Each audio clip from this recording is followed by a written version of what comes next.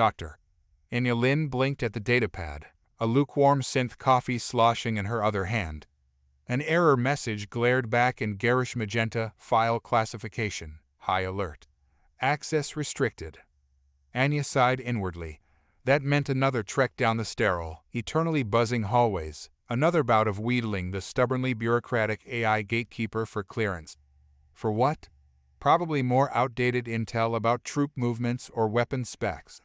The kind of thing her military-minded colleagues at Outpost Zeta thrived on. Or just a teensy bit of digital trespassing. It wasn't like she wanted to uncover galactic conspiracies, not today at least. Her focus was the softer side of alien contact, linguistics, cultural analysis, that fluffy stuff the gruff ex-military folks here scoffed at. But this file, mislabeled under tactical data, pinged her curiosity. The aliens had been blasting propaganda at Earth for years back during early contact days. Maybe it offered some insight into their mindset during those tense times, a way to understand what they thought of humanity back when conflict was a very real possibility. A few minutes of code wrangling okay, maybe she bypassed security protocols with a bit more finesse than intended, and the file flickered open. Anya braced herself for intimidation tactics, grainy visuals of alien warships, menacing speeches full of untranslatable threats. Instead, a low-budget cartoon of a human cowered before a bug-eyed, seven-armed monstrosity. The alien loomed over a burning city, its voiceover booming, "Tremble, Earth scum, before the might of thee." Here the translation fizzled into gibberish. Unconquerable dominion. Anya couldn't hold back a snort of laughter that echoed in the deserted workstation. Synth coffee sprayed through her nose. Dominion of gibberish, more like. The animation was so crude, the voice acting so hilariously hammy, it felt like a parody. Yet, the file wasn't satire, wasn't a clever human attempt to mock their opponents. No, this was genuine alien propaganda. A glance around confirmed her initial suspicion. No one cared. She'd stumbled upon not a security breach, but the sci-fi equivalent of a poorly produced educational video left moldering on a forgotten shelf. This explained the high alert flag. The automated system probably got tripped up by the outdated alien language. Not because this laughably bad piece of propaganda contained any important intel. But something shifted in Anya's mind, a spark of an idea more thrilling than decoding any alien military plan. This terrible video wasn't just a source of amusement. It was a potential weapon. Lopez. Hey, Lopez, get over here, you gotta see this. Anya waved frantically at the Outpost's overworked, perpetually grumpy tech specialist. He grumbled something about archaeologists. She was technically a xeno-linguist. But the dig was close enough messing with his systems, but eventually ambled over, curiosity outweighing irritation. Anya hit replay, the bug-eyed cartoon alien once again threatening Earth scum with a gibberish-laced monologue. Lopez stared in blank confusion. "Don't you see?" Anya said, excitement overriding decorum. It's fascinatingly horrendous. The translation's a mess, the animation's worse than my nephew's holodoodles, and it's trying so hard to be intimidating it's just hilarious." Lopez blinked. Doc, I'm missing something. It's alien propaganda. Kinda meant to be bad." "You think they aimed for this level of amateur hour?" She pointed out the jarring mismatch of simplistic visuals and overblown threats. "No, someone tried. Tried and failed spectacularly. This tells us they badly misjudged us." Lopez scratched his head. "Misjudged how? Thought we like bad cartoons?" Anya's smile widened. "Not quite. Think about it. Aliens at a point where they have the tech for interstellar travel and communication. But their understanding of human psychology is this. Why?" He shrugged, more out of habit than defeat. She saw the gears turning in his head. Lopez wasn't dumb. He just usually had to be dragged, kicking and screaming, away from his networks and blinking lights. "Two possibilities," Anya continued. "One, they know nothing about our culture. We're a blank slate, so they fall back on clichés of monstrous conquerors. But if that were true, this wouldn't be so targeted." She gestured at the cartoon Earth engulfed in flames. No, option 2 is way juicier. They think this appeals to us. Lopez actually whistled, low and impressed. So they think we're easily intimidated. Suckers for cheap spectacle. Kinda dumb, truthfully. A bit more than dumb. Anya's eyes gleamed with the thrill of discovery. It's exploitable. Staff Sergeant Harris, Outpost Zeta's resident buzzcut personified, stomped into the analysis room like he'd personally kicked the alien propaganda machine into submission. "Lin," he barked, his voice perpetually tuned to parade ground volume. "Heard you stirred up a fuss about some ancient alien cartoons. Care to enlighten me on their tactical relevance?" Anya resisted the urge to roll her eyes. Harris saw no value in anything short of weapon schematics and troop deployment data. Still, she needed him on board. "Sir, with respect, the relevance isn't tactical," she began carefully. "It's strategic." She replayed the propaganda video, cranking the volume so the aliens' overdramatic threats boomed through the room. Harris's scowl deepened with each passing second. "Cut that out," he snapped, looking both bewildered and vaguely offended. "What's your point, Doctor?" This. Anya searched for the right word. Masterpiece of alien intimidation was either made by individuals with zero understanding of the human psyche, or it's deliberate, Harris cut in, his soldier's mind finally grasping her drift. "They make themselves look like idiots, and that's the point." Anya nodded. "Perhaps. A false image of incompetence makes them underestimate us. Or maybe they were aiming this back at their own population. It fit. The propaganda was so heavy-handed, perfect for drumming up support for a war from civilians light years away." "Doesn't matter," Harris said dismissively. "This junk's outdated. War's been going hot and cold for decades now." "But what if we updated it?" Anya proposed. Her team shared a look, a mix of confusion and dawning intrigue. "Imagine this, but with sharper editing, punchier graphics, maybe even a dash of humor." Harris narrowed his eyes. "We're turning alien propaganda into some kinda joke broadcast." Anya leaned forward. "Not just a joke, Sergeant. A weapon. We turn their own image against them, broadcast it back. Let their civilians, their soldiers see what they think of us idiots who fall for flashing lights and cheap threats." She saw it click for him, the hardened soldier now mirroring her predatory smile. "A demoralization tactic," he breathed. "Hit M where it hurts their pride." Their makeshift studio was less glamorous than Anya imagined.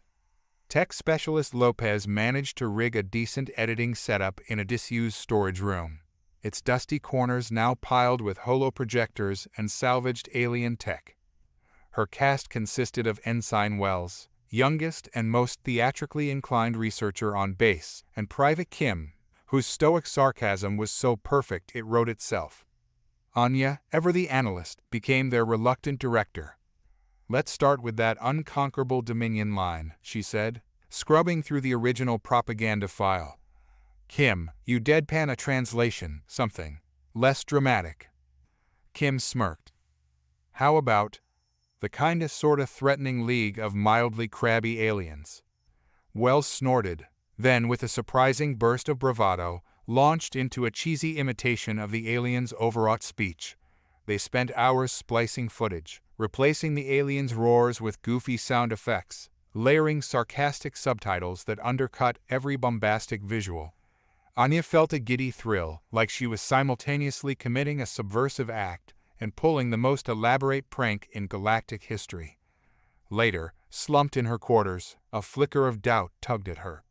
This all hinged on a series of maybes. Maybe this was indeed targeted at the alien populace. Maybe they were susceptible to this kind of ridicule. Maybe they didn't possess some humor-nullifying tech she hadn't heard of.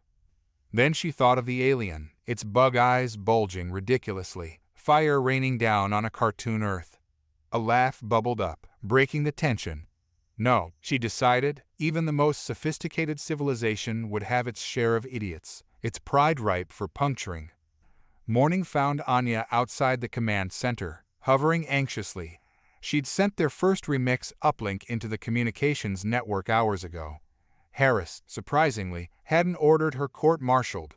He'd even managed to procure a feed of alien broadcasts, letting them monitor potential reactions.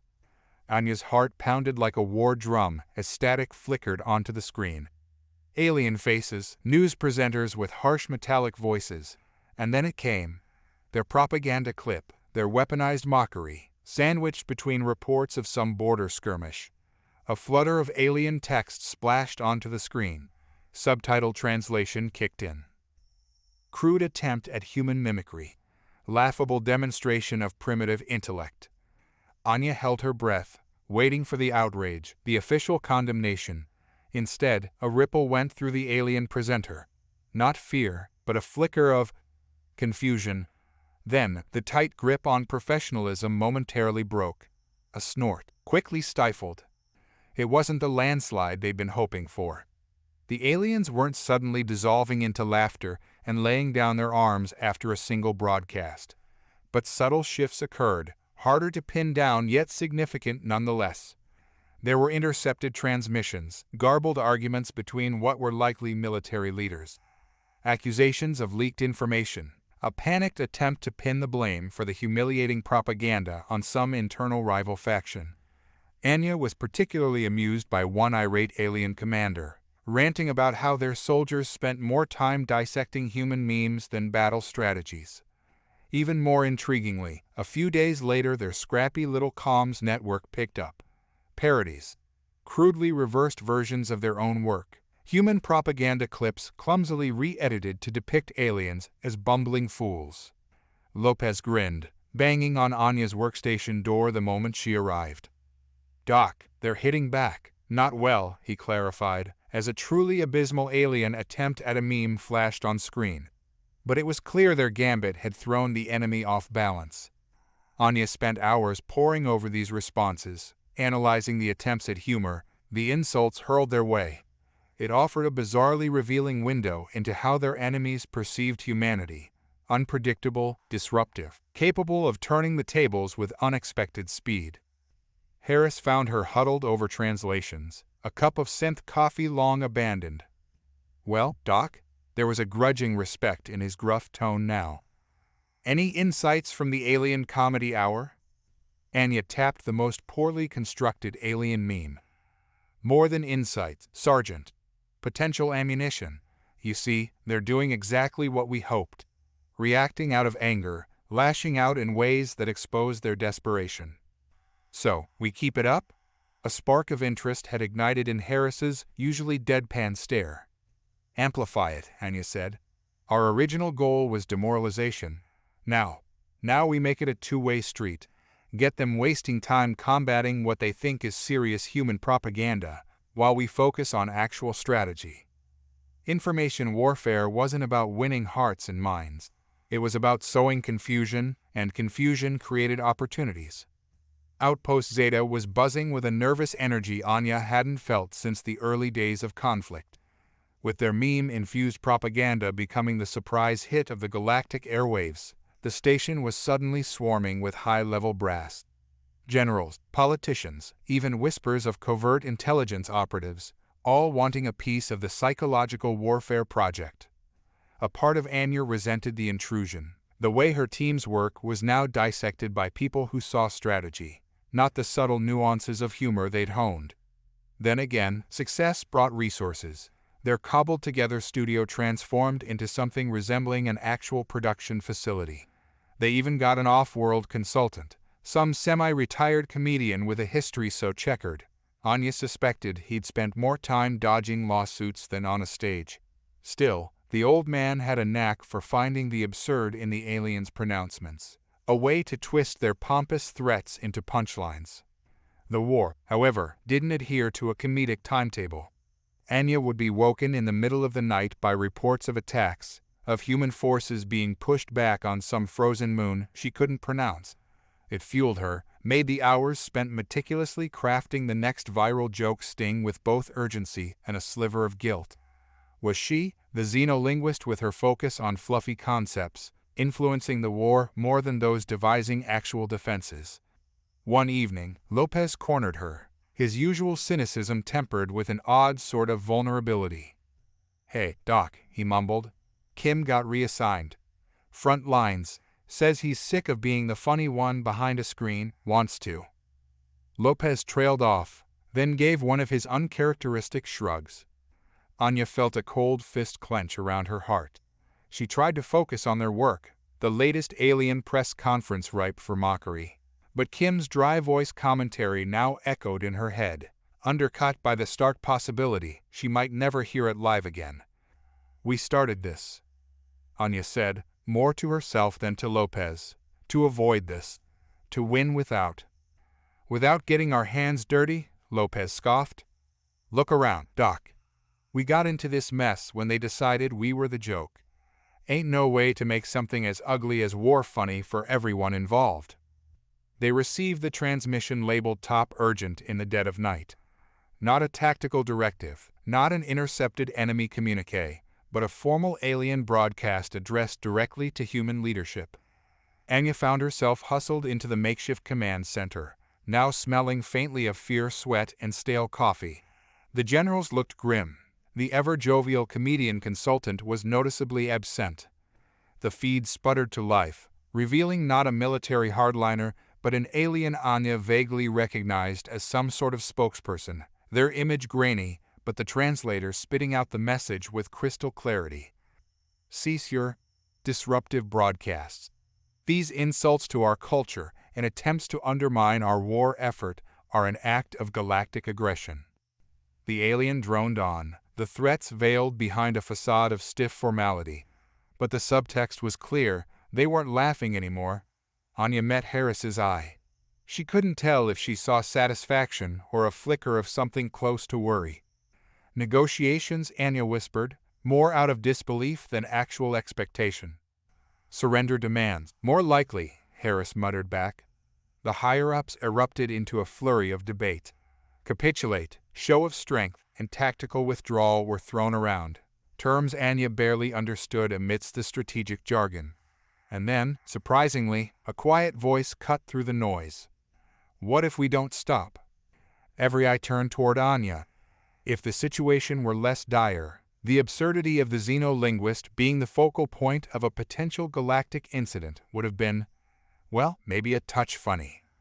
"Push back," she continued, the words tumbling out faster than her brain could process them. "Not with insults, but the opposite.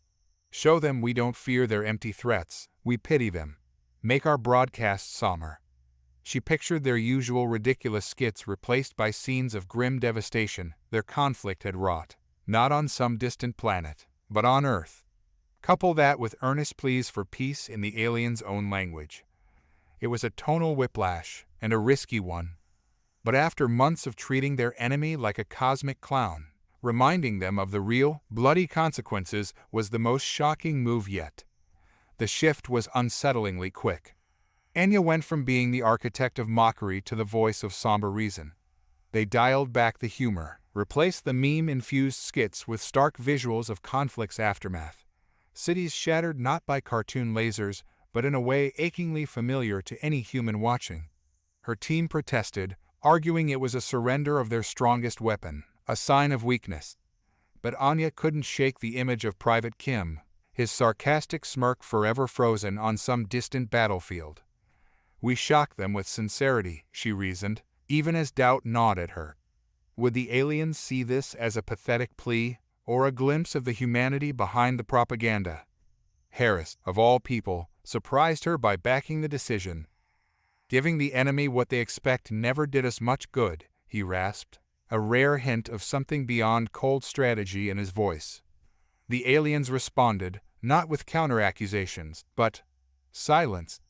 The usual stream of intercepted comms chatter dried up for a few agonizing days. Anya spent sleepless nights monitoring their feeds, Lopez and the rest of the team hovering nearby, looking equally tense. When the response finally did come, it was tentative, exploratory. An alien broadcast, clumsily translated, hesitantly suggested dialogue. It was buried amidst the usual bluster and pronouncements of inevitable victory. Yet the seed was planted. Days turned into weeks of halting communication, each message parsed and debated by humans and aliens alike. a fragile thread in the vast, bloody tapestry of war, yet a thread nonetheless. Anya still found herself by the outpost's viewport late at night, gazing not at the swirling nebulae, but at the bluish orb hanging in the vast expanse Earth. It seemed so small, so very far from this outpost where she'd accidentally helped change the course of a conflict. "You ever regret it, Doc?" Lopez's voice startled her. He leaned against the viewport, a mug of something steaming in his hand. Probably not synth coffee, judging by the way his usual scowl was slightly slack. Regret. Anya thought of the reports of battles won, stalemates broken, the cautious optimism that flickered alongside the ever-present dread. Sometimes, she admitted, if we'd started with talks of peace instead of jokes, maybe we'd all be dead, Lopez finished bluntly. Or enslaved. Or whatever those bug-eyed freaks had planned. We laughed, Doc, 'cause sometimes it's all we got left to fight back with. The aliens didn't surrender with a grand, theatrical declaration. It happened in stages, a slow crumble like a sandcastle against the tide. First came ceasefires, localized and temporary, then longer stretches of tense non-violence spreading across disputed territories. Prisoner exchanges, once fraught with suspicion, became almost procedural. Anya felt an absurd sense of unreality when they finally received the message officially ending hostilities, encoded in diplomatic formalities she barely grasped. The war she'd spent most of her adult life surrounded by, analyzed, and even weaponized, was over. Just like that. The celebrations on Earth were broadcast back to the outpost, a blur of cheering crowds, fireworks, and speeches about shared galactic futures ringing hollow in Anya's ears. She joined the festivities in the cramped rec room, shared toasts with her team, but couldn't shake the feeling of being an outsider at her own victory party. The aftermath brought less relief, more messy complexity. Anya, hailed as some kind of propaganda genius back home, found herself thrust into the role of interstellar diplomat. There were peace talks to navigate, reparations to argue over, and a constant buzz of politicians and media figures clamoring for her time. The worst part were the quiet meetings with alien officials, their multifaceted eyes filled not with hatred, but with a mix of grudging respect and a resentment so palpable it prickled her skin. Lopez found her huddled in their abandoned studio, surrounded by remnants of their weapons, discarded meme concepts, scraps of alien cartoons with silly subtitles scrawled on them. "Leaving?" he asked, not unkindly. Anya picked up a fragment of the original propaganda video, the cheesy alien looming large. "They don't need me here anymore. There are bigger stages now, and I think I belong on the smaller ones." She'd seen enough of grand gestures, of sweeping victories defined by death tolls and borderlines. Back to digging into dusty archives, then.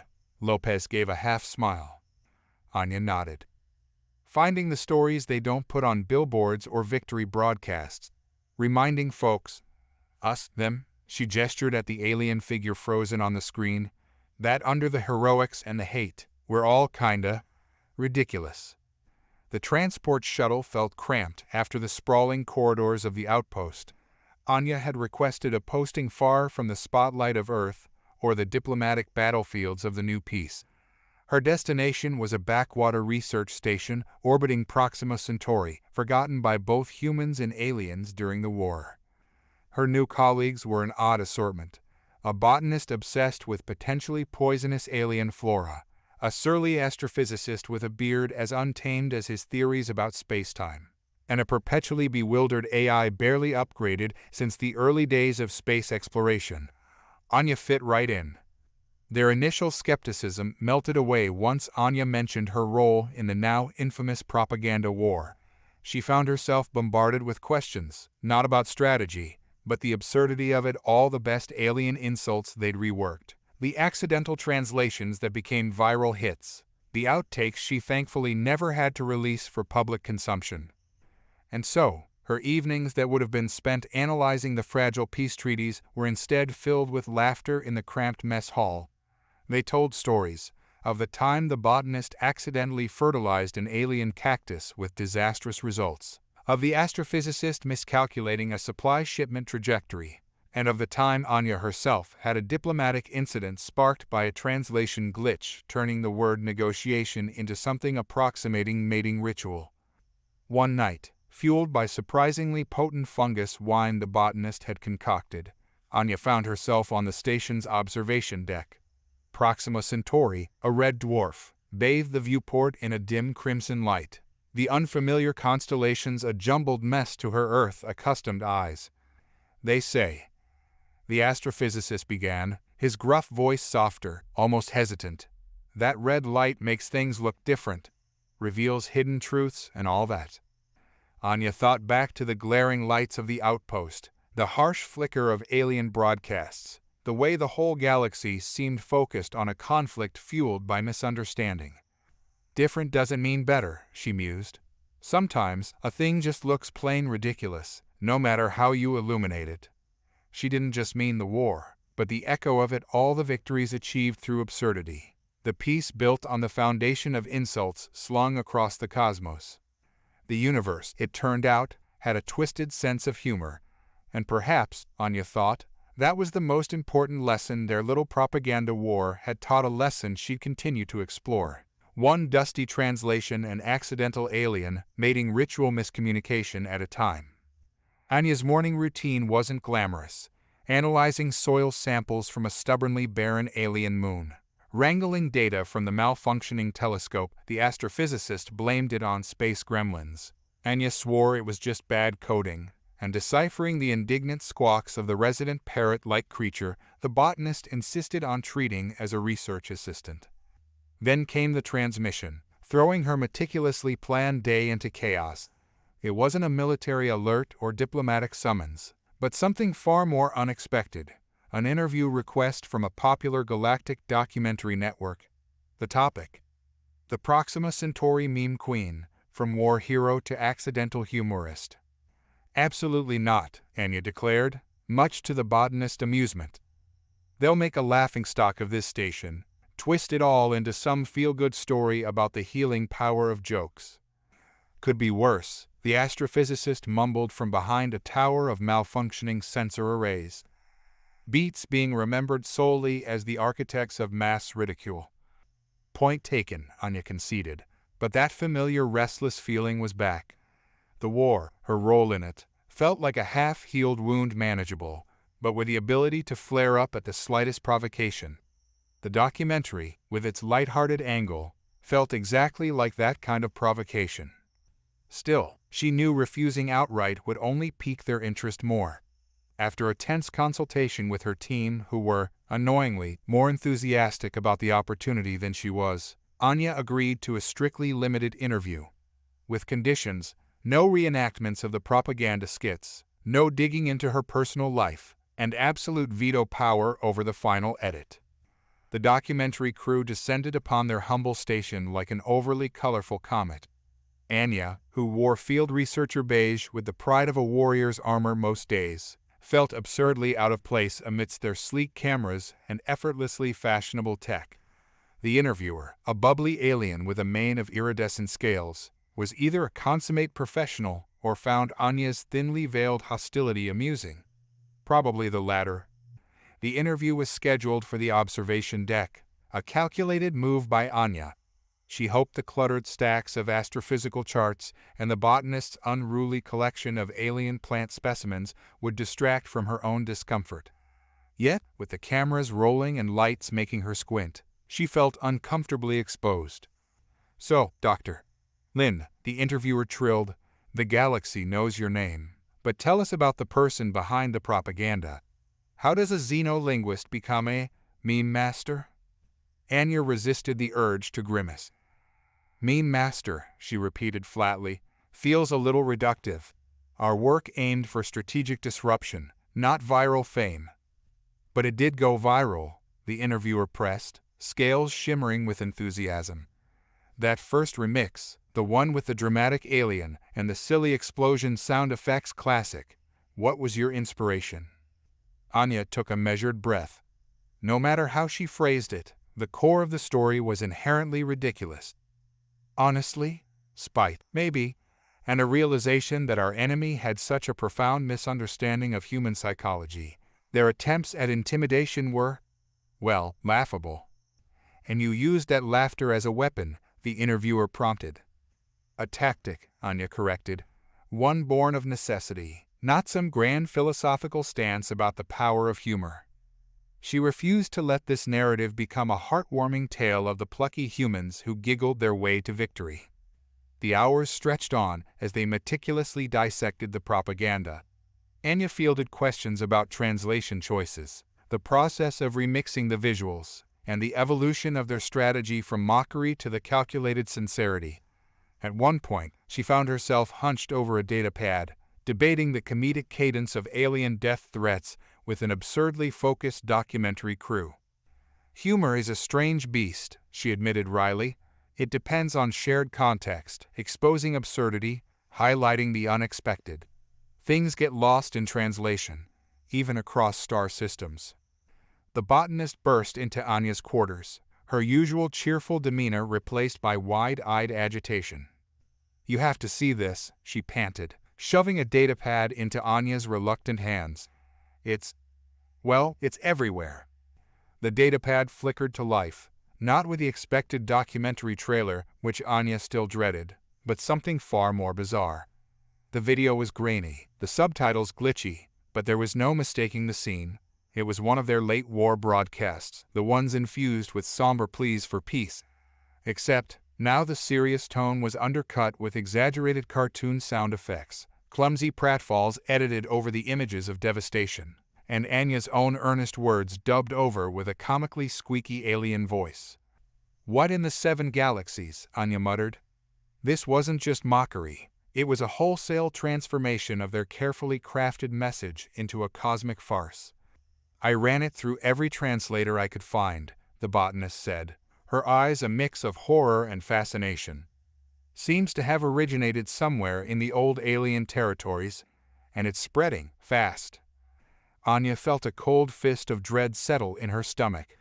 It was one thing to dissect the absurdity of her own work with a documentary crew, another entirely to have it blasted back, twisted beyond recognition. Later that night, huddled around a flickering display in the comms room, the gravity of the situation became clear. The parody had gone fully viral, spreading through the alien networks with an insidious speed. Initial confusion was rapidly turning into outrage. They think we're mocking their suffering, the astrophysicist snapped, his beard bristling in agitation. After everything. They think we haven't changed at all, Anya finished, the words heavy in the air. The fragile threads of peace, the cautious trust built after so much effort, was it all unraveling with a few edited videos and some misplaced sound effects? The temptation to fight back, to unleash their own meme-based counteroffensive, was strong. The others looked to Anya, almost expecting her to conjure up some brilliantly snarky retort that would squash this viral mockery. Yet, after the initial sting of anger, something else took root: a weariness, and a sliver of perverse fascination. Let's wait, she declared, surprising both her team and herself. We need to figure out where this came from, how widespread it is. If we react too quickly, we risk confirming their worst assumptions. Her plan, such as it was, involved sleepless nights spent wading through alien comms chatter, aided by the surprisingly robust translation software the astrophysicist had cobbled together. There were the expected accusations, human insincerity, proof that they were only capable of cruelty disguised as humor. Yet, Anya noticed an undercurrent within some of the alien forums, confusion mixed with a grudging sort of amusement. Some of them, she hesitantly told the team, they find it funny, not because they're laughing at the suffering, but because it's so unexpected. A lot of the comments, she struggled for the right words, they're pointing out how ridiculous their own propaganda was to begin with. The botanist let out a surprised laugh. We're the victims of our own success. They spent so long seeing us as a joke. Now they're analyzing our seriousness with the same level of scrutiny. It was a breakthrough, however fragile. Instead of retaliating, Anya drafted a message, carefully constructed with the help of the team. No defensiveness, no accusations, but an acknowledgement of the pain their conflict had caused, coupled with a reminder of the ongoing peace efforts. They added a single line, echoing a phrase from their somber broadcasts that had become the focus of the parody, "We understand war. That's why we strive for peace." The waiting was the hardest part. Would the aliens dismiss this as insincere posturing? Would the outrage drown out the quieter voices questioning the parodies? Anya barely slept, haunted by the image of the fragile peace, painstakingly built from the ashes of conflict, crumbling under the weight of 1,000 viral jokes. The response, when it did come, wasn't a grand diplomatic declaration, but a change in the tide of the online discourse. The accusations didn't vanish overnight, but they were increasingly met with counter-arguments. Prominent alien voices, some of whom Anya recognized from the tentative peace negotiations, started dissecting the parodies, not to mock the humans further, but to criticize the flaws in their own wartime propaganda machine. The cartoonish portrayals, the exaggerated threats, these elements, so ripe for ridicule during the war, were now laid bare for the galaxy to analyze. A few days later, an independent alien media outlet reached out to Anya. They wanted her perspective on this unexpected turn of events. This time, she agreed to the interview. The questions were probing. Did she regret weaponizing humor? Was the viral parody a justified response to human actions? Anya didn't shy away from the difficult truths. Yes, war bred desperation. Yes, their actions carried consequences beyond any single victory. However, she added, fixing her gaze into the camera lens as if addressing the entire bickering galaxy, mistakes made in the past do not erase the potential for a different future. Humor can highlight absurdity, and sometimes that absurdity exists on both sides of a conflict. The impact wasn't immediate. Peace remained a delicate, ever-threatened thing. There were setbacks, renewed flare-ups of online hostility, and Anya found herself revisiting old reports of border skirmishes and fallen soldiers, the guilt a constant, gnawing presence. Yet, something had shifted. The next alien documentary about the propaganda war didn't paint them as comedic heroes, but as flawed and complex participants in a galactic mess. Anya found herself invited to symposiums, not as some meme legend, but as a linguist with a painfully acquired understanding of the dangers of miscommunication. And at times, when the station felt too quiet and the memories of the war too loud, she'd access the public archives and watch those old propaganda remixes, the silly sound effects, the overdramatic subtitles, and allow herself a small, weary laugh. Because the galaxy, it seemed, wasn't just learning to talk to one another again. They were learning, slowly but surely, to laugh together. Even if sometimes the punchline was a long, messy war neither side truly won. The package arrived with a quiet thump onto her requisition desk, a relic of the old days when physical deliveries were a necessity in this satellite corner of the galaxy. Anya eyed the faded label, a prickle of recognition running down her spine. It bore the emblem of Outpost Zeta. She hesitated, then sliced the tape with the claw-like multi-tool. The perpetually annoyed botanist insisted all station personnel carry in case the alien flora fight back. Inside, nestled in recycled packaging material, was a single datapad, and not just any datapad, the clunky, near-obsolete model they'd used all those years ago in their makeshift propaganda studio. A note fluttered free, written in the familiar, eternally impatient scrawl of Lopez. "Figured you might want this back. We're upgrading systems, dumping the old junk. Found it collecting dust in a storage closet. L." Anya powered up the datapad with a hesitant touch. The screen flickered to life, low resolution and buzzing with static. Yet the visuals were instantly recognizable. Aliens with too many eyes, burning cities painted in garish colors, the over-the-top threats of galactic doom. Yet, somewhere on this clunky device was also the legacy of their counterattack, the skits and remixes that had echoed across the stars. She spent a surprisingly emotional evening hunched over the crude display, reviewing their old work. The humor, once so sharp and necessary, felt dated. Some of the jokes fell flat, others relied on wartime references only those who lived through it would understand. Yet, there was a raw power to it, a defiant energy born of a desperate situation. A calm alert startled her, dragging her back to the present. It was the astrophysicist, sounding unusually agitated. "Anya, you need to get to observation deck now, and bring that antique tech with you." Anya rushed to the observation deck, the old datapad clutched in her hand, momentarily forgetting research protocols in favor of a bewildered sprint through the station corridors. The botanist was already there, waving wildly at the wide viewport.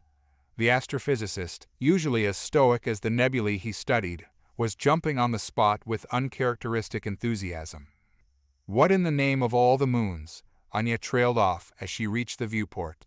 Proxima Centauri, their dim red host star, was mostly unchanged. But orbiting the dwarf was a cluster of distinctly non-natural objects.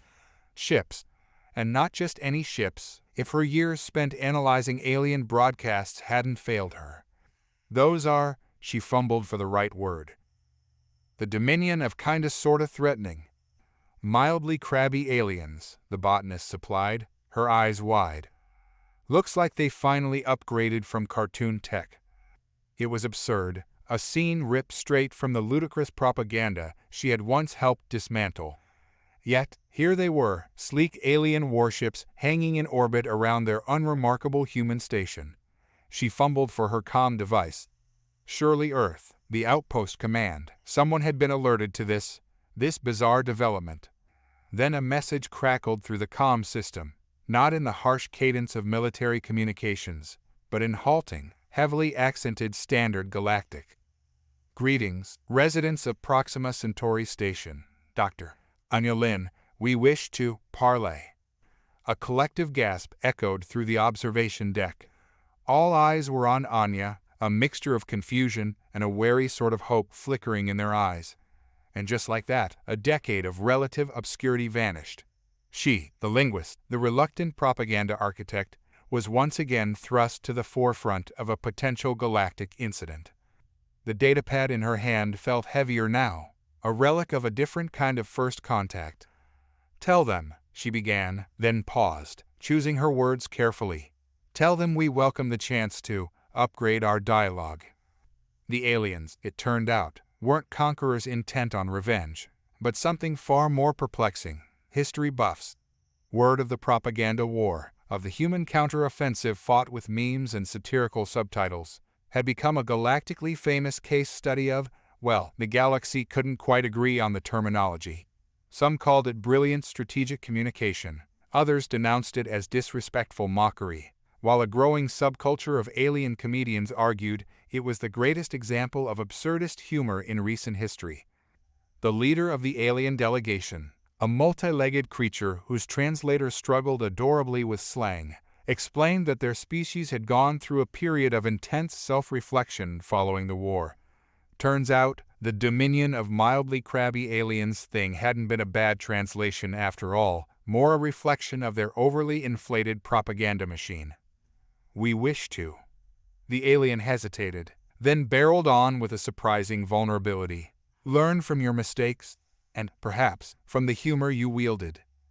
His multifaceted eyes blinked slowly, a gesture of sincerity Anya had learned after months poring over alien behavioral codes. The negotiations were a strange mix of diplomatic formality and what could only be described as a galactic comedy roast. Alien delegates dissected the propaganda videos with a self-deprecating fervor that took everyone by surprise. Anya found herself explaining meme templates, the concept of slapstick, and why, exactly, adding a rubber chicken squawk to a dramatic death scene was the pinnacle of comedic timing. There were tense moments, to be sure. Old angers flared, accusations that the humans had never truly understood the pain they'd mocked were voiced. In those moments, Anya didn't offer excuses, but held up their station as a counterpoint, a place where humans and aliens worked side by side, their shared history both a burden and a bridge towards a less absurd future. The datapad, with its record of the propaganda remixes, became an unlikely peace offering. Anya, along with a few surprisingly enthusiastic alien media studies professors, created a special annotated version, part historical document, part comedic masterclass. Life on the Proxima Centauri station never quite returned to the normalcy Anya sometimes longed for.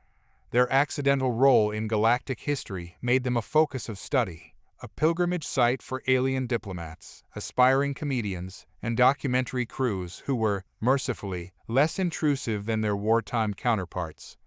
A corner of the station was transformed into a makeshift museum, showcasing their propaganda equipment alongside displays explaining translation nuances and the psychological impact of humor in conflict.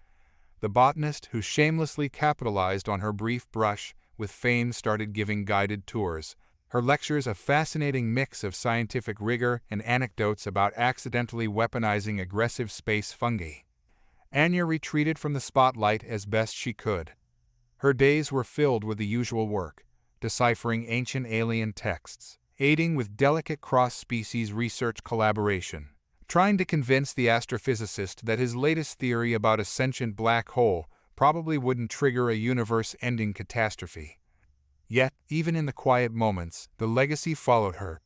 The comm system, once a source of supply requests and sensor readings, now buzzed with invitations to alien talk shows, requests for her to analyze the latest political satire on some distant planet, pleas from earnest young peace activists, asking her to replicate her success elsewhere in the galaxy.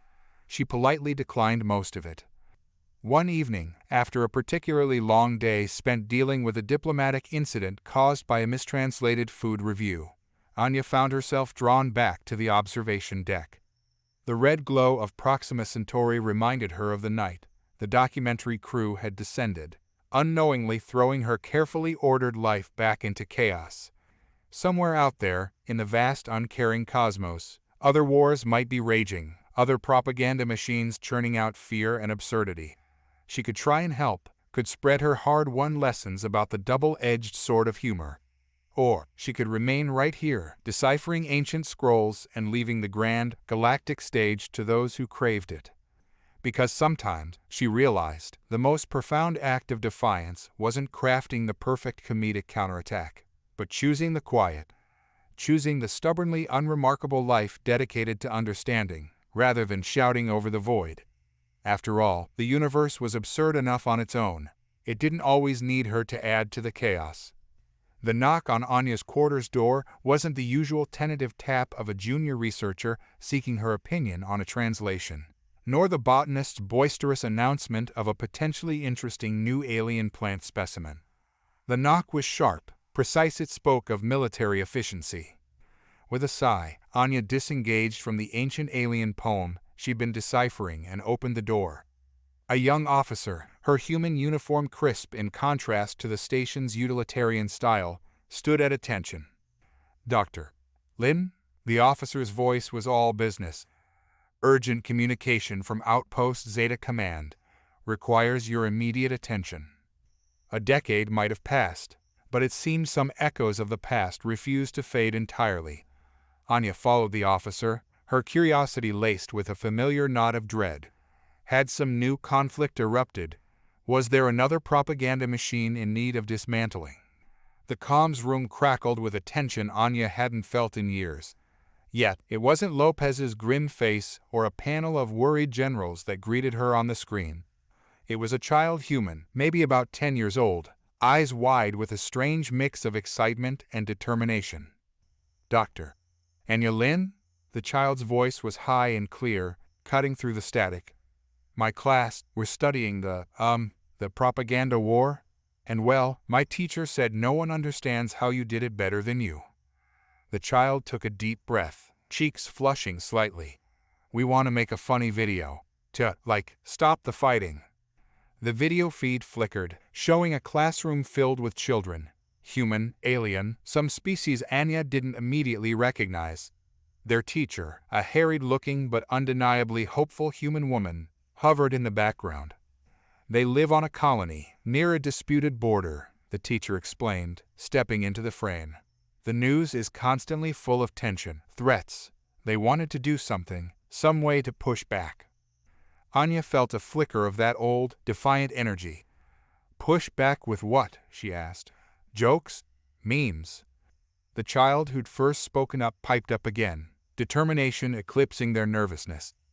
"With being silly, to show that, even when the grown-ups act scary, we don't have to." "That we can." They fumbled for the word, then blurted out, "Be friends anyway."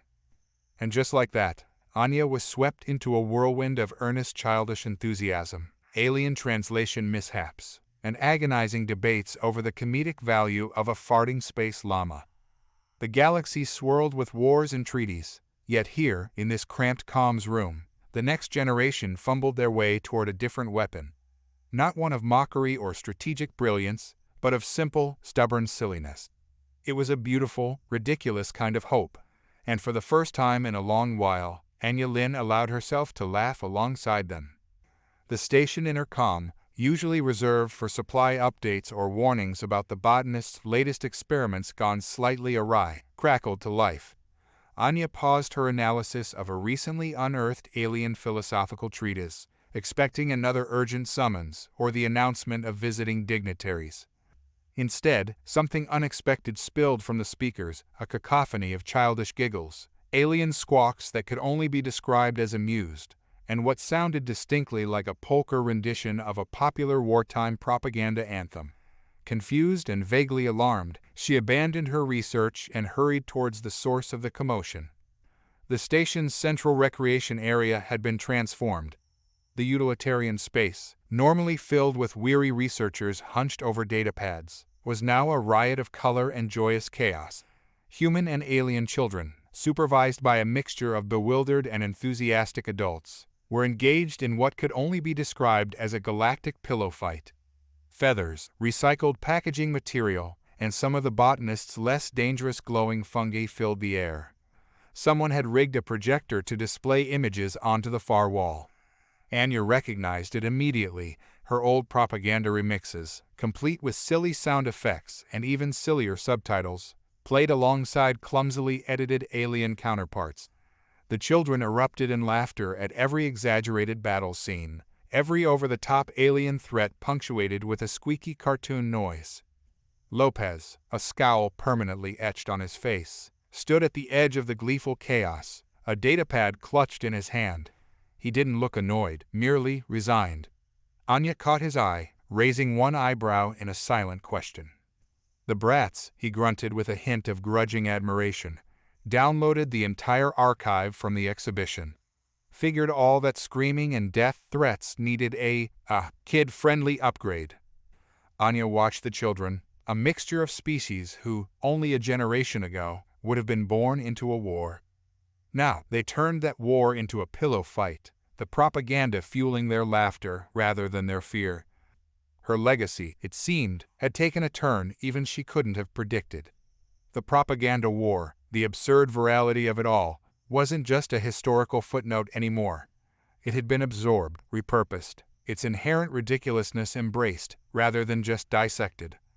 Sometimes, a galaxy teetering on the brink of conflict needs diplomats, peace treaties, and painstakingly negotiated ceasefires. And sometimes, it just needs a bunch of kids, armed with pillows and a healthy dose of the absurd, to remind the so-called adults that laughter could be the most powerful act of defiance of all.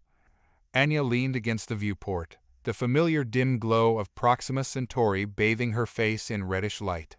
It had been years since she'd felt the need to seek out this particular spot, drawn by the restless memories it used to stir.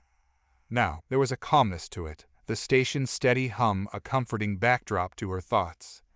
Her work remained fulfilling, if less focused on the grand galactic stage. There were ancient texts to decipher, diplomatic tangles to unsnarl, the occasional translation mishap that still sparked a brief echo of that old, desperate humor. Then there were the children, not just the ones from that distant border colony whose laughter sometimes still bounced through the comms channels, but the children here, on the station. The progeny of diplomats, researchers, the occasional bewildered trader passing through a generation born into the post-war galaxy, for whom the conflict was history lessons, not lived experience. She'd become their Auntie Anya, the one who told stories about talking plants and aliens who misunderstood the concept of sarcasm. Her wartime exploits transformed into slightly exaggerated children's tales.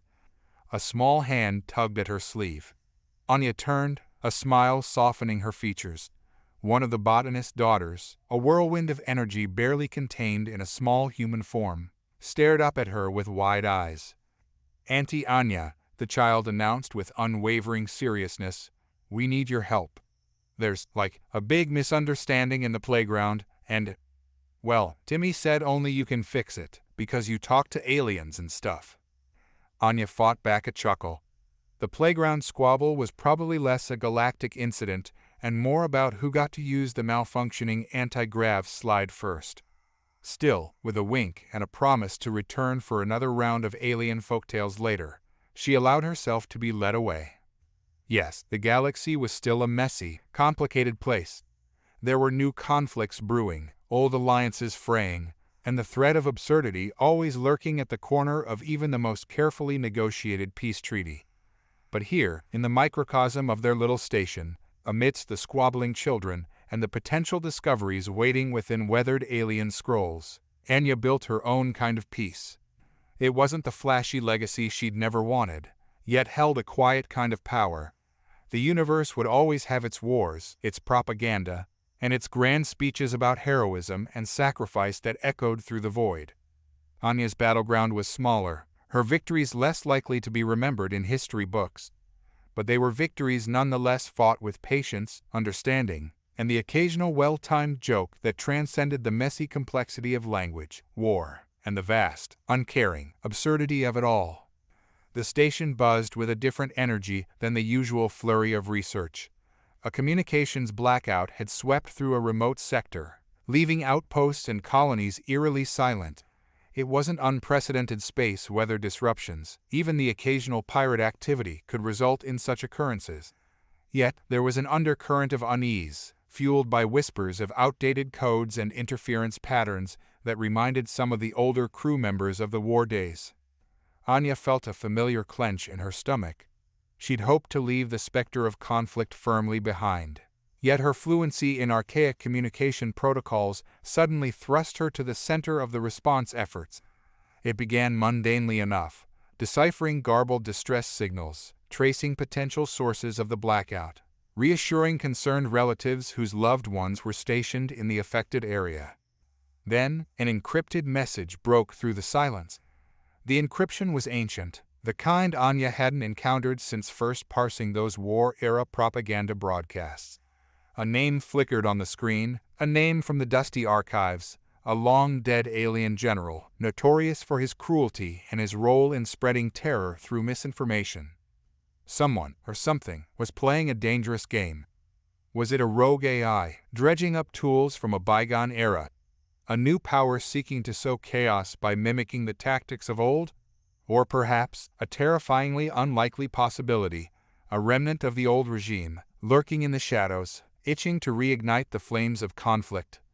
Anya found herself pulled into the investigative team, not as the linguist deciphering pleas and demands, but as the analyst who understood the patterns, the psychology of propaganda. Working alongside intelligence officers and tech specialists, she helped unravel layers of deception, tracing the false signals back to a hidden relay station, a relic from the war repurposed with sinister intent. Her dreams were punctuated by the grainy faces of old propaganda broadcasts, the bombastic threats and cartoonish villains. Yet, the fear that plagued her younger self was replaced with a hardened determination. The galaxy had moved on, the wounds of the war scabbed over. But those who fought with words understood the danger of echoes, the way the old tactics could be dusted off, amplified, and retooled for a new era. Anya's quiet life on Proxima Centauri was a bulwark against that.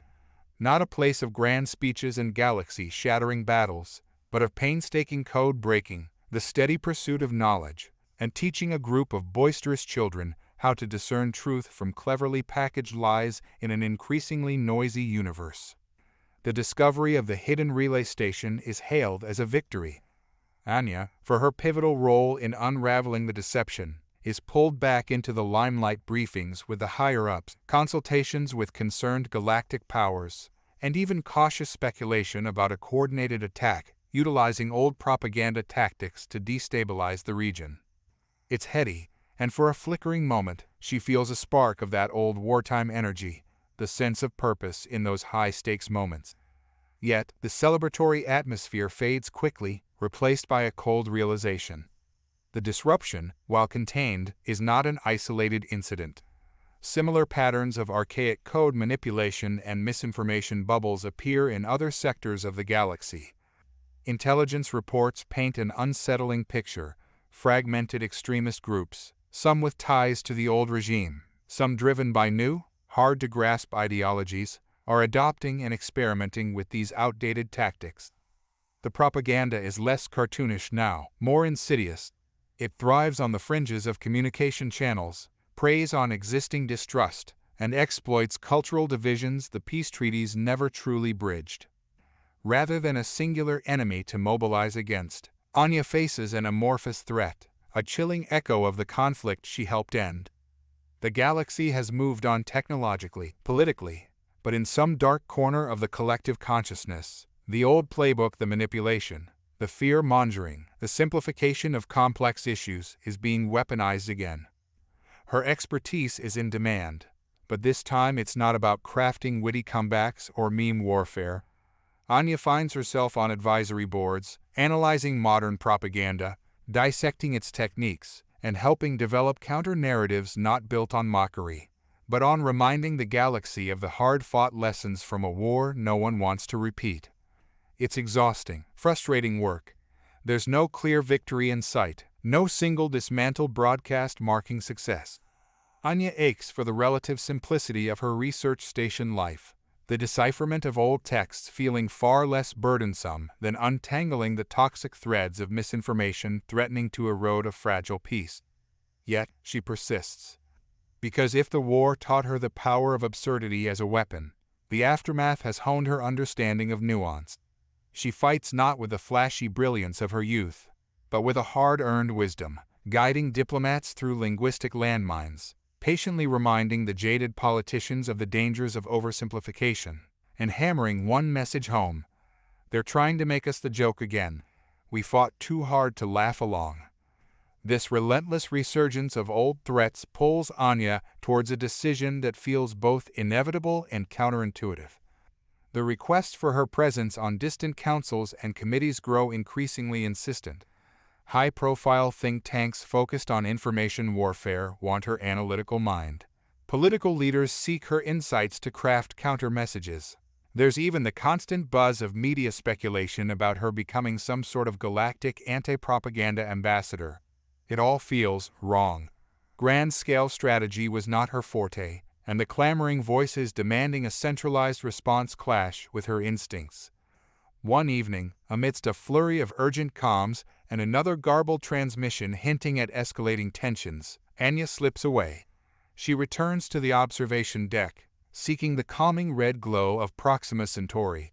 The botanist finds her there, unusually subdued in the face of Anya's obvious turmoil, quietly offering a steaming mug of a vaguely bioluminescent tea concoction. They sit in silence for a while, simply existing amongst the blinking stars. Anya finally breaks the quiet with what feels more like a confession than a declaration. I don't want to be their advisor, analyze their tactics, become this symbol of resistance. The botanist, ever astute beneath her cheerful facade, sets down her own mug. You want to fight this your way, where it matters. It's not a question. Anya nods, the decision both a weight off her shoulders and a terrifying leap into the unknown. She sends out carefully worded communications, declining the prestigious but soul-draining invitations, offering to share her expertise remotely when truly needed, and instead requesting a transfer, not back to Outpost Zeta, not to the center of political power, but somewhere on the fringes, a place where counter-narratives are born not in briefing rooms, but in messy, small-scale interactions. Her request is met with a mix of surprise, confusion, and even a touch of veiled disapproval by some who see it as a retreat from the larger cause. But Anya holds firm. With the botanist's eager collaboration, the lure of studying propaganda effects on obscure alien flora is irresistible. She identifies a remote star system, host to a recent influx of refugees, a simmering pot of cultural tensions, and, most importantly, the kind of fractured communication network ripe for exploitation by those playing the old, dangerous games. She packs a datapad full of her research, leaves behind the half-formed offers of memoirs and documentaries, and boards a transport shuttle that feels more like a step back in time than a journey into her future. Because some battles, Anya has finally accepted, aren't won with grand speeches or galaxy-spanning mockery. They are fought word by word, misunderstanding by misunderstanding, in dusty classrooms, crowded marketplaces, and wherever fragile trust hangs in the balance. Anya's arrival on the remote star system is less a hero's welcome and more the confused bewilderment of local authorities who weren't fully briefed on her unusual request. No entourage, no grand announcements, merely the slightly off-kilter smile of a xeno-linguist with dust on her boots and an unsettlingly cheerful botanist trailing behind, already eyeing the local plant life with acquisitive glee. The temporary outpost, cobbled together to handle the influx of refugees, is a chaotic mix of overworked aid workers, weary translators, and layers of bureaucracy threatening to drown even the most well-intentioned efforts. Anya finds herself assigned a converted storage container as living quarters, the comm system only marginally better than the one on Proxima Centauri, and an initial meeting with the outpost leader descends into a jargon-filled debate about strategic communication assets vs. on-the-ground linguistic support, which leaves everyone involved vaguely dissatisfied. The first few weeks are an exercise in blending in, observing, and the occasional intervention when Anya's honed instincts sense a mistranslation on the verge of escalating into a full-blown argument. She sits in on overcrowded language lessons, deciphering not just alien words but underlying frustrations born of upheaval and fear. She observes the well-meaning attempts at cultural immersion fairs that dissolve into misunderstandings about everything from food customs to alien concepts of personal space. It's in these unseen corners, the background noise of the refugee crisis, that Anya senses the ripple effects of the larger propaganda war. Not overt broadcasts, but the insidious fear-filled rumors thriving on the unstable comms network, the exaggerated stories of interspecies hostility spreading faster than aid supplies, the simplification of a complex situation into us vs. them narratives taking root. She partners with the botanist in an entirely unorthodox way. Yes, the flora analysis is vital turns out. A previously overlooked weed has remarkable calming properties when brewed correctly. But the botanist's boisterous enthusiasm also inadvertently serves a larger purpose. The sight of an alien and a human working side by side, bickering humorously over plant classifications, becomes its own subtle counter-narrative, a reminder of collaboration amidst the chaos. Anya's office becomes a converted common room. She offers translation tutoring with a focus on underlying cultural context, not just vocabulary.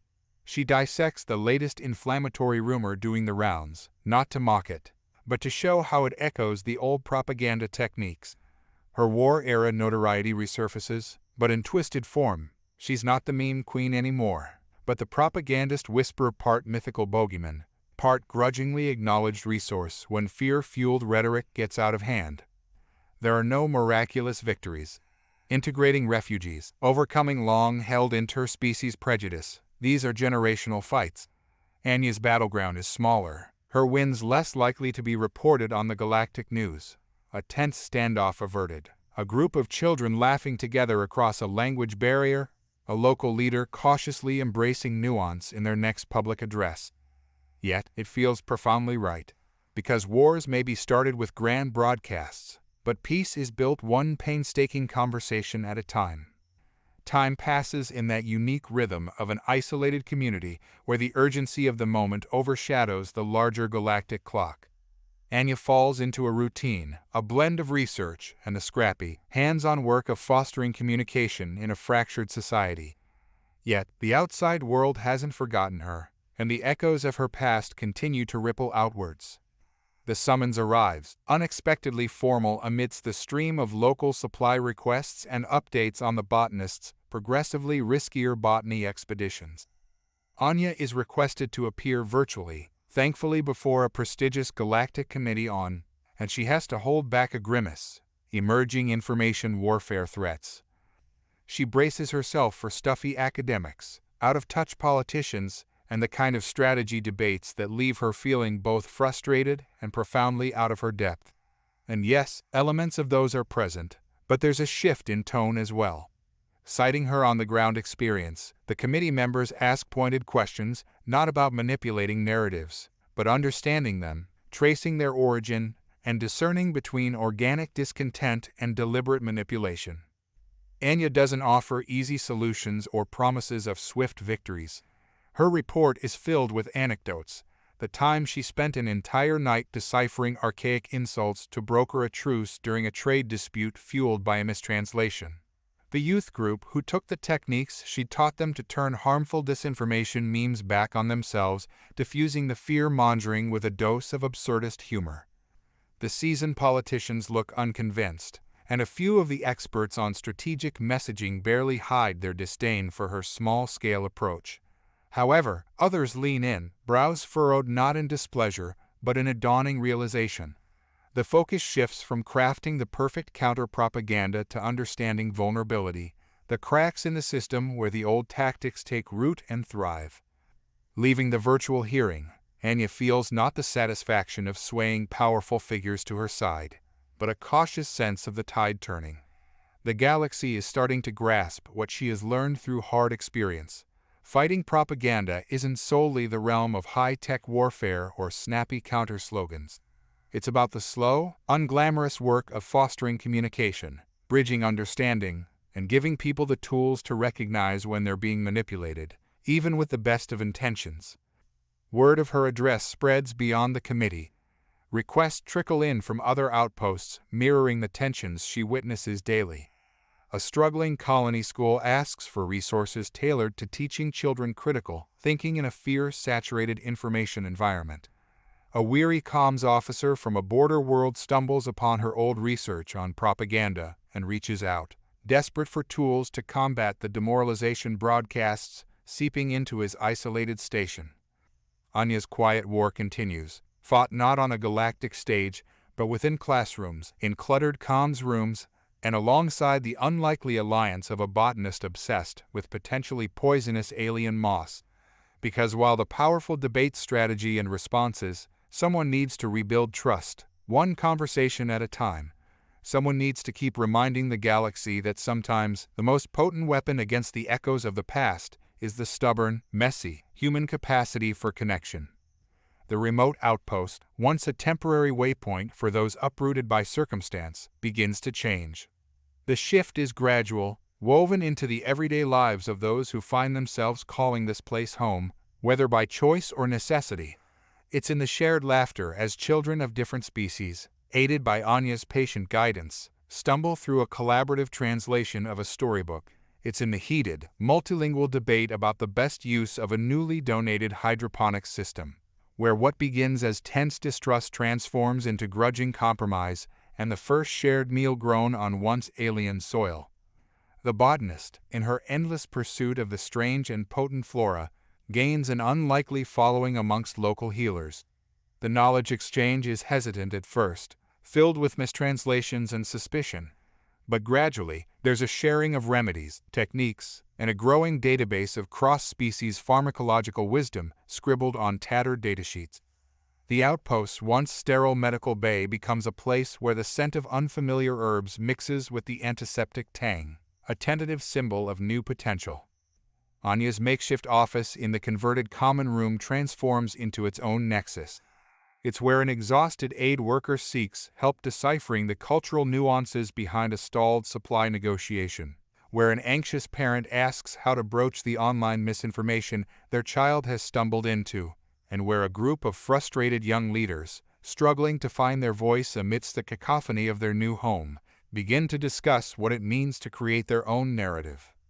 The grand committees and galactic think tanks still reach out, their virtual meetings filled with urgent voices and stark data analyses. Anya remains involved, offering a perspective honed on the messy, imperfect ground-level realities. Her words no longer fall entirely on deaf ears. There's a flicker of change in the rhetoric, a shift away from the purely reactive to the preventive.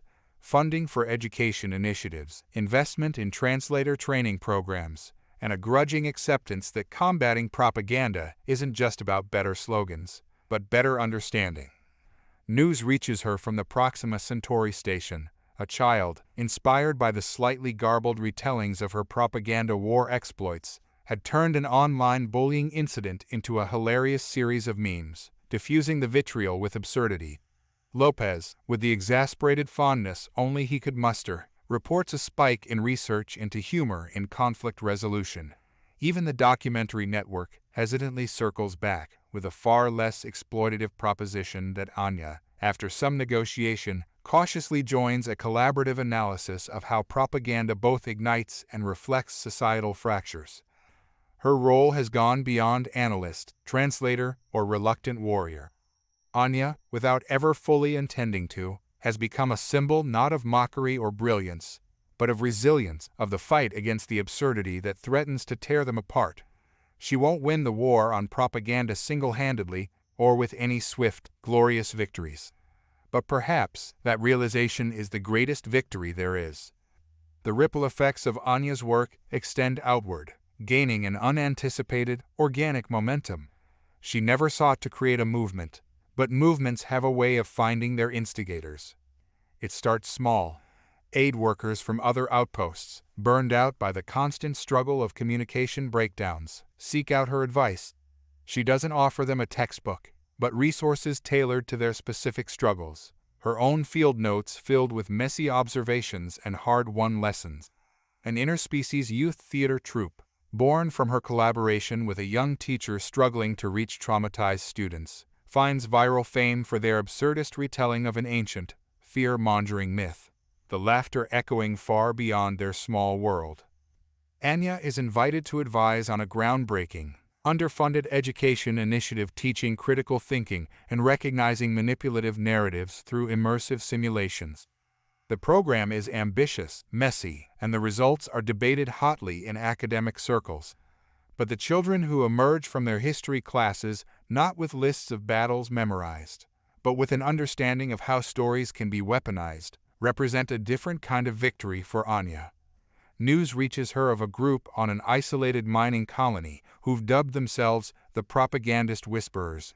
She winces at the name but smiles wryly at the description of their actions, not fighting aggression with aggression, but unraveling the threads of misinformation, patiently explaining the techniques at play. They use her research, apply it to their specific context, and build their own localized resistance against the insidious fear-mongering that threatens to destabilize their fragile community. Anya becomes a reluctant but essential node in an informal network, the translator who sees an inflammatory meme gaining traction and flags it to her counterparts elsewhere, the outpost leader who contacts her about the escalating tensions stemming from a cultural faux pas, the overwhelmed comms tech who gets a late-night transmission, not with a request for an official report, but a desperate plea for help deciphering if the garbled message is just a faulty signal or a sign of something more sinister. And through it all, her work on that remote outpost continues. The refugee crisis ebbs and flows, the tensions never fully resolved but managed, diffused, with the tools of communication and painstakingly earned trust. She is consulted on galactic policy decisions, but her heart remains amidst the dusty classrooms, the makeshift translation booths, and the ever-expanding garden where the botanist and local healers continue to surprise each other with new discoveries. Because the galaxy will always have its conflicts, its voices of division, and those who would exploit the gaps in understanding for their own gain. Anya's life is a constant push against that absurdity. Her work is never done, never truly victorious, but perhaps that's the point. To choose, day after day, the messy, difficult path of communication. To fight not for a perfect ending, but for a universe where laughter, understanding, and a good dose of the absurd persist, flickering reminders that wars may be waged with words, but peace is built with far more than that. The years turn into decades. Anya's hair becomes streaked with silver, her steps a little slower, but the determination in her eyes remains undimmed. The remote outpost she once arrived on as a reluctant refugee from the past has transformed. Once a symbol of displacement and tension, it has become a tentative example of something else, of coexistence forged not through grand declarations, but the daily grind of shared existence. There's a museum now, a surprisingly popular destination for history buffs, diplomats, and wide-eyed students studying the propagandist whisper era. Anya had resisted initially, but the botanist successfully argued that it was vital to study the absurdity of the past to ensure a less nonsensical future. The exhibits include clunky propaganda machines, interactive displays explaining translation nuances, and, to Anya's mingled amusement and chagrin, a dedicated section to wartime memes with surprisingly in-depth cultural analysis. Anya still lives in her converted container, stubbornly resisting the offers of more comfortable living quarters befitting a galactic expert on combating misinformation. Her focus has shifted again, the relentless fight against propaganda evolving towards a different front. It's less about dissecting the immediate threats and more about nurturing the strength to resist them. She works with community leaders, not to craft their speeches, but to find their own authentic voices amidst the orchestrated chaos of the ever-present comms feeds. She consults with educators, pushing for critical thinking and media literacy to be integrated into curricula for every child, whether human, alien, or the growing number of those who proudly defy singular classification. Anya teaches alongside the botanist, demonstrating how a seemingly innocuous alien plant can be the basis of medicine, poison, or propaganda depending on the story you weave around it. Her requests to the galactic committees are increasingly audacious. Funds for translation software designed to prioritize cultural context over mere technical accuracy. Investment in community-driven counter-narrative initiatives where locals harness their own creativity to combat the fear-mongering narratives. Support for the kind of slow, unglamorous research that unravels the complex interplay between language, culture, and conflict vulnerability. She faces setbacks. Old prejudices linger, well-meaning initiatives falter, and the insidious whispers of us vs them still find fertile ground at times. But the shift, however gradual, is undeniable. The galaxy hasn't learned to live without conflict, but it has begun to learn how to manage conflict without descending into the depths of self-serving, destructive narratives. One evening, as a vibrant multi-species festival lights up the outpost's central plaza, Anya accepts the grudgingly offered celebratory drink from a now remarkably amicable Lopez. Around them echoes the laughter of children, the aroma of food from a dozen worlds, and the spirited music of a band comprised of beings who, a generation ago, might have been on opposing sides of a war. In this one vibrant corner of the endlessly complex galaxy, the absurdity of the past has given rise to a fragile, imperfect, but undeniably beautiful present, and that, Anya knows, is the victory worth fighting for. The galaxy, vast and ever-changing, continues to evolve. Anya, now undeniably, Anya Lin, the legend, the propagandist whisper titles she still rolls her eyes at, finds herself at a crossroads. Her expertise is in demand, her advice valued on countless worlds. Yet, the pull to remain grounded, to focus on the small, often overlooked battles against misunderstanding, remains at the core of who she is. Then comes the offer that surprises even herself, an ambassadorship to a fledgling alliance of remote systems. These worlds, existing on the fringes of established galactic powers, have weathered their own localized conflicts, their own brush with manipulative narratives and outside forces attempting to exploit their divisions. They seek not a figurehead, but an advisor, someone uniquely experienced in guiding communities through the aftermath of fear, who can teach them how to build a tenuous unity based not on grand ideology, but on the common ground of shared communication and understanding. Anya hesitates. The outpost, her unlikely home, has become part of her identity. Her work there feels vital, its impact tangible in ways galactic policy never was. Yet, the offer is undeniably tempting, a chance to take the lessons learned in the microcosm of that one-star system and amplify them, to guide those vulnerable to the toxic echoes of the past, to help them find their voice not just in opposition, but for collaborative, nuanced communication. The botanist, ever a counterpoint to Anya's hesitation, is unexpectedly decisive. "Of course you have to go," she proclaims with absolute certainty amidst a cloud of pungent fumes from her latest experiment in cross-species pollination. "Don't you see? You're not leaving, you're replicating. You'll teach them to be their own propagandist whisperers. And so, after much soul-searching, Anya departs her beloved outpost. It's a bittersweet farewell, but the community she helped shape now stands on its own. The museum's exhibits gain a new section, tentatively titled From Battlefield to Bridge, charting Anya's unexpected journey from a reluctant participant in an information war to a defender of open dialogue. Her role as an ambassador is less about imposing and more about fostering.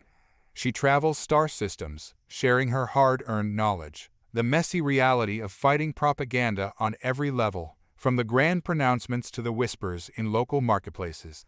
She helps them build translator networks focused on nuance, funds educational programs emphasizing critical thinking, brokers delicate discussions rife with a potential for misunderstanding, and most importantly, shows them that true resistance doesn't mean matching aggression with aggression, but outsmarting it with understanding. The galaxy will forever be a messy, complicated place. Anya, older, a bit more weathered, with the laughter lines around her eyes proof of battles fought without grand weapons or galaxy-shattering declarations, knows she won't single-handedly create peace, but she will leave behind a legacy in every child who learns to spot a manipulative narrative, in every tense negotiation diffused by a shared joke, in every community who has the tools to counter the fear, the ignorance, the absurdity that fuels conflict. It's a long game, one she won't ultimately win, but perhaps it's the most important game there is. Time turns with relentless certainty, even in the farthest reaches of the galaxy. Anya Lin, the linguist turned reluctant warrior turned teacher, finds her steps slowing, her once boundless energy tempered by age. Yet the work continues. The fledgling alliance of remote systems she dedicated her later years to has grown stronger, its bonds not forged in battle, but in the quiet acts of collaboration she'd championed.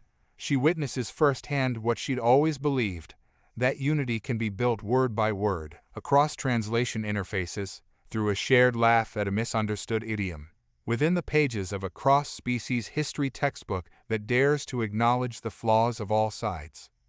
Her once makeshift quarters on that first outpost are now a place of pilgrimage for students and idealists drawn to the tale of the propagandist whisperer.